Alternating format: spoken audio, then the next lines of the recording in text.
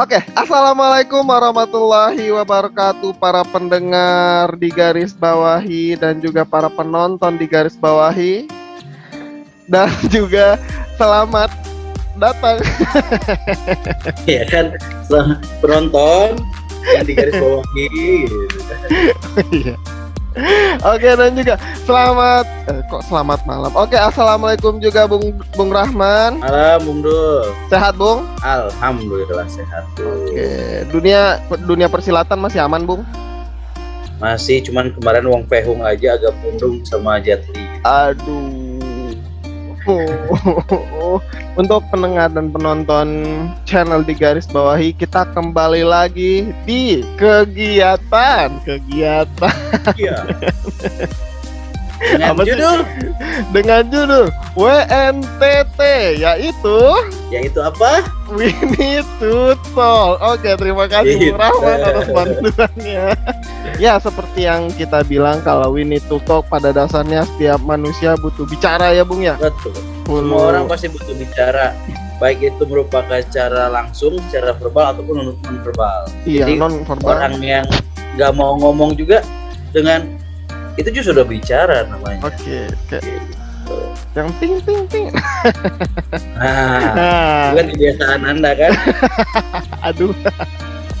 Oke, ngomong-ngomong kita akan membicarakan apa ini Bung Rahman?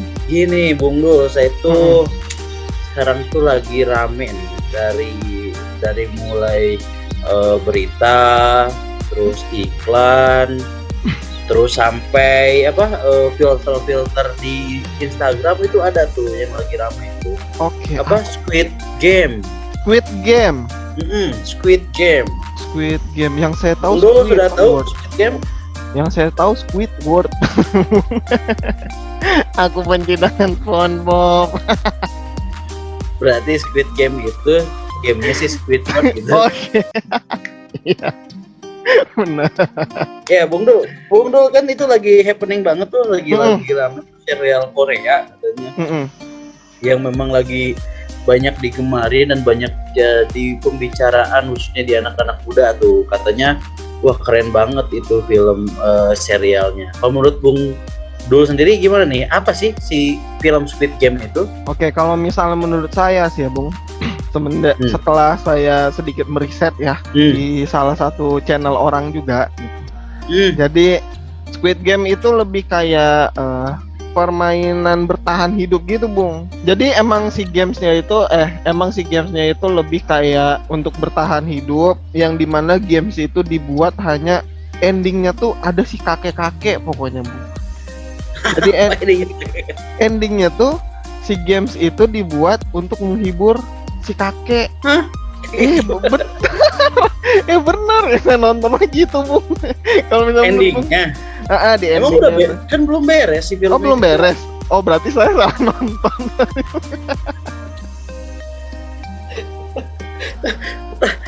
Serialnya juga belum tamat kan, baru beberapa episode bukan sih? Atau udah tamat? Saya sih nggak tahu juga, belum pernah nonton. Sama sih Bung. Tapi emang kalau misalnya yang heboh-heboh tuh kan yang suara-suara boneka gitu kan Bung.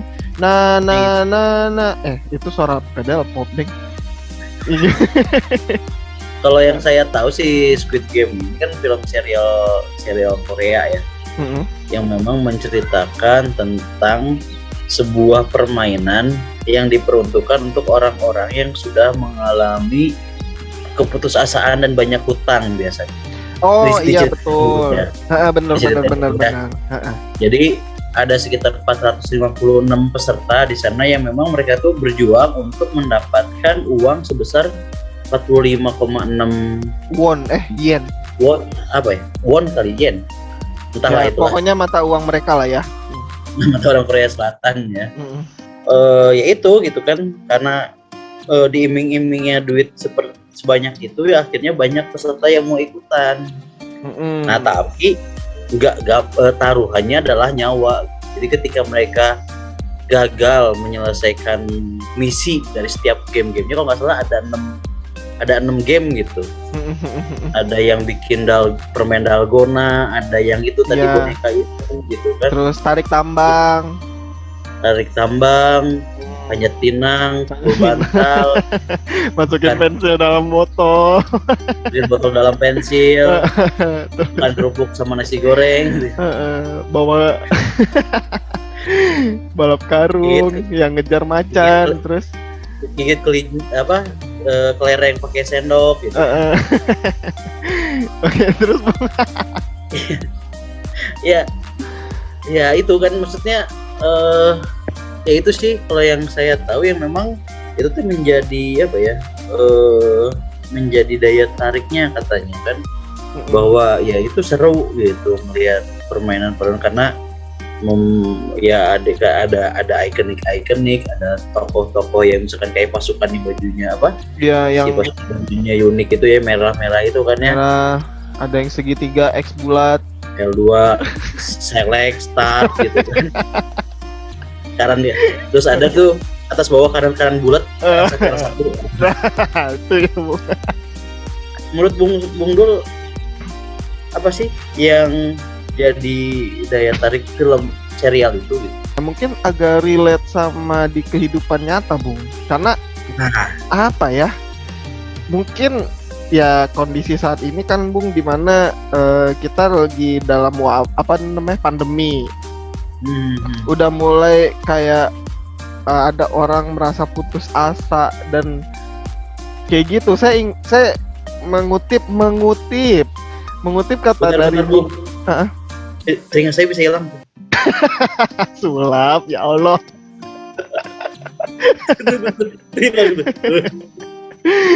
Sulap. Ya, Bung, mungkin gara-gara seperti kata Bung Rahman tadi kan, bahwa permainan ini didasarin oleh orang-orang yang putus asa, yang butuh uang banyak dan cepat. Kalau gitu menurut Bung Dul sendiri gimana nih? Kalau misalkan kan gitu ya.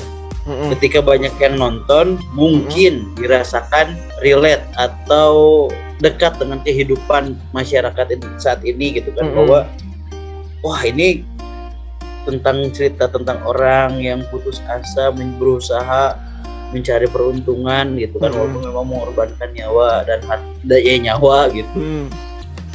Kalau misalkan itu ada di dunia nyata, Bung Dul mau ikut nggak? Kalau saya sih saya kerja aja loh.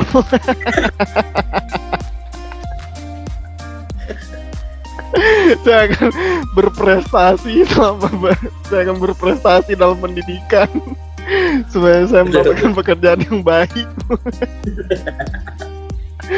Karena kalau misalnya dilihat, jadi kayak kembali ke teori ini ya, Bung ya. Teori apa tuh? Bukan teori sih, hukum alam ya, Bung ya. Yang kuat bertahan, yang lemah akan tertindas. Tapi kalau saya ngelihat di sana di game di film itu ya, walaupun memang saya belum benar-benar menonton dengan benar gitu, tidak yang kalah, yang kuat, yang pasti bakal menang gitu. Tapi apa, Bung? Tapi itu kan karena ya kayak tadi ya, yang saya tahu ada 2 game sih yang pasti saya tahu. Yang bikin permen dalgona membentuk bintang kalau nggak salah ya, dan yang yaitu yang jalan terus bonekanya itu lihat ke belakang, ketika ada yang gerak ditembak laser dari matanya gitu. Itu kan tidak ada kekuatan sama sekali.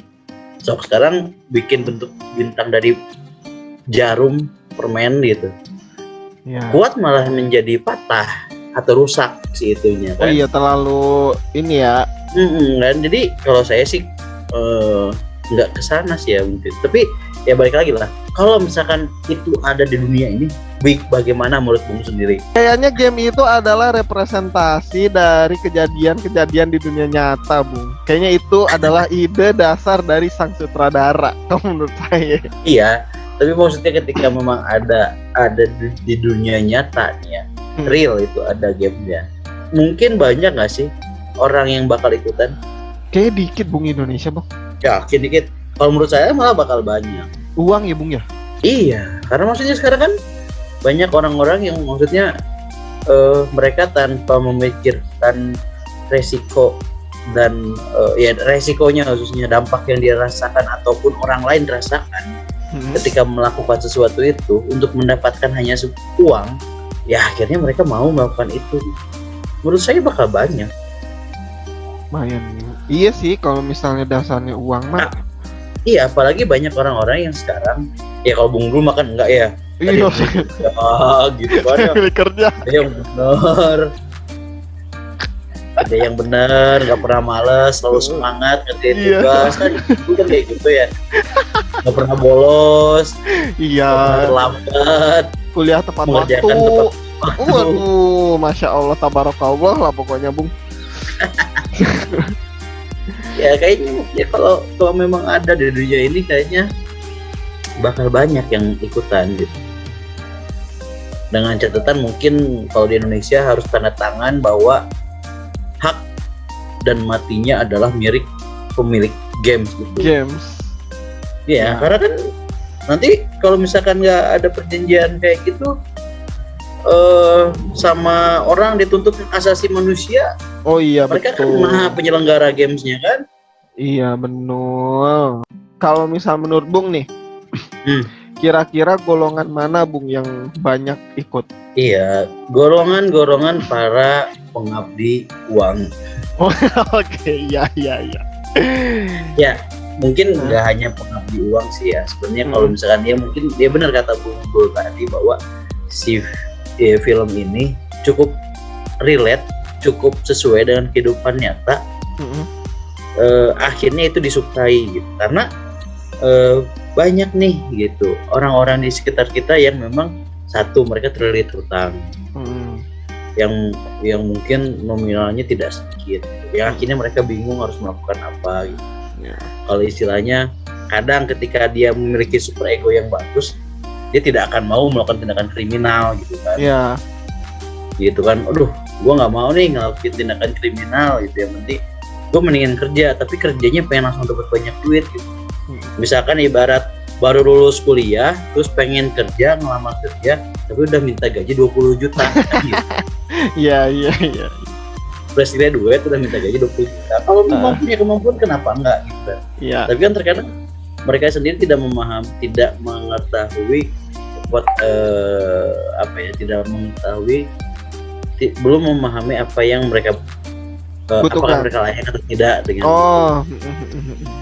ya akhirnya kan gitu ya. Kalau misalkan ada di dunia nyata itu ya pasti yang orang-orang yang punya itu satu seperti yang di film itu, orang-orang yang pelit hutang yang sudah bingung gimana caranya untuk bisa menebus hutang-hutang itu gitu kan, ataupun orang yang memang suka tantangan mau melakukan apapun demi duit.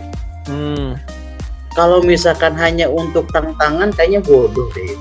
Wah, adrenalin laki-laki Bung. Kayaknya golongan itu tidak sih. Kalau adrenalin itu kan konyol ya. Dia cuma pengen kepuasan adrenalin tapi selesai hidupnya tewas. Ya kayaknya itu. Jadi mungkin ketika yang memang bakal ikut itu yang memang pelit hutang dan susah untuk membayar hutangnya. Yang kedua orang-orang yang istilahnya manut mengorbankan segala pun kehidupannya buat harta ataupun uang. Yang ketiga ya orang-orang yang tidak orang-orang yang tidak punya tujuan jelas gitu. Tujuan hidup ya Bung ya. Mendapatkan yang instan gitu. Saya sih setuju Bung kalau misalnya emang golongan-golongan pencinta uang ya. Terus saya tertarik Bung, apa yang terjadi pada si sutradara sehingga dia bisa menciptakan dia bisa menciptakan ide. Jadi kayak wow, pengalaman apakah bagaimana sih sudut pandang si sutradara tentang si kehidupan ini gitu sehingga dia membuat film seperti itu gitu. Apakah mungkin sebenarnya dia pernah melakukan pernah berada di situasi kondisi seperti itu gitu kan, yang akhirnya dia mengatakan oke deh kalau ada aja kuis atau acara kompetisi seperti itu gua akan ikut. Bisa jadi. Cuman ya tadi balik lagi ya, mundur lagi, untuk masalah uang bukan berarti kita tidak butuh uang ya, tapi ini untuk golongan-golongan yang memang sangat mentuhankan uang. Ya. Kalau kita butuh uang, jelas donasi minta donasi ya. Donasi, buat terima kemajuan donasi. channel ini. Iya. Buat kemajuan channel ini kita sangat Iya, mendukung. donasi. Untuk para donatur yang terhormat, apabila Jangan gitulah ya. iya. Nanti kita tulis aja di caption.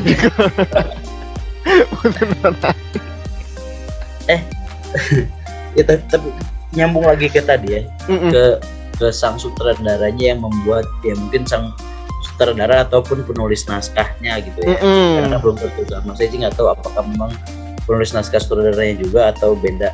Oh iya betul, tapi, penulis naskah. Ya satu tadi ya, apa yang menarik juga tuh, apa yang dipikirkan, apa yang dirasakan ketika memang sebelum menulis